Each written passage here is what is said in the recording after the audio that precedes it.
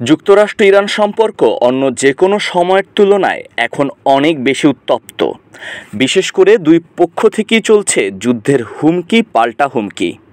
Trump প্রশাসন জানিয়েছে Iran পারমাণবিক চুক্তিতে সায় না দিলে দেশটিতে ইতিহাসের ভয়াবহ বোমা হামলা চালানো হবে।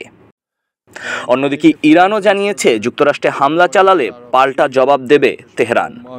رسوندن و به دست رابط آمریکایی رسیده و در اونجا هم مذاکره به طور مستقیم رد شده اما مذاکره به طور غیر مستقیم।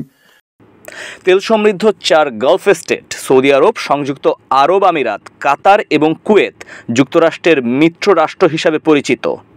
ইরানে হামলা চালালে এই দেশগুলো আকাশ সীমা ব্যবহার করা হবে যুক্তরাষ্ট্রের জন্যই সুবিধাজনক।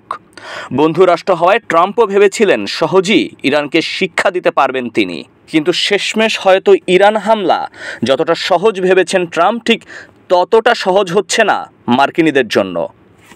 মধ্যপ্রাচ্য ভিত্তিক সংবাদ মাধ্যম মিডল ইস্ট আইয়ের এক প্রতিবেদনে বলা হয়েছে গালফ স্টেটগুলো ওয়াশিংটনকে জানিয়েছে ইরান হামলার জন্য যুক্তরাষ্ট্রকে তাদের আকাশপথ ব্যবহার করতে দেয়া হবে না।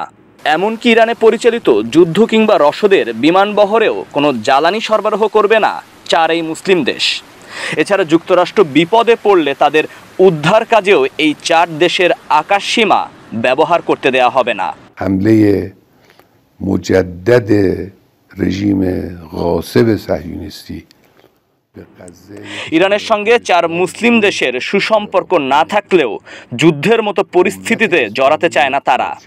এক্ষেত্রে যুক্তরাষ্ট্রকে সাহায্য করলে নিজেদের নিরাপত্তা ঝুঁকিতে পড়ার শঙ্কা করছে দেশগুলো। ادامه داشته باشه ما از مذاکره نه تنها پرهیز نمی‌کنیم بلکه اون بدعهدی هاست که برای ما مشکل ایجاد کرده تا کنون باید ثابت بکنن که میتونن।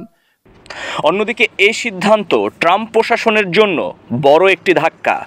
ইয়েমেনে হুতিদের উপর আক্রমণে ট্রাম্প সৌদির নিরঙ্কুশ সমর্থন পেলেও এবার ভালোই বিপদে পড়েছেন তিনি।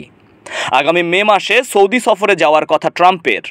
এ সময় পুরো ব্যাপারটি নিয়ে আলোচনা হতে পারে বলে মনে করছেন সংশ্লিষ্ট কূটনীতিকরা।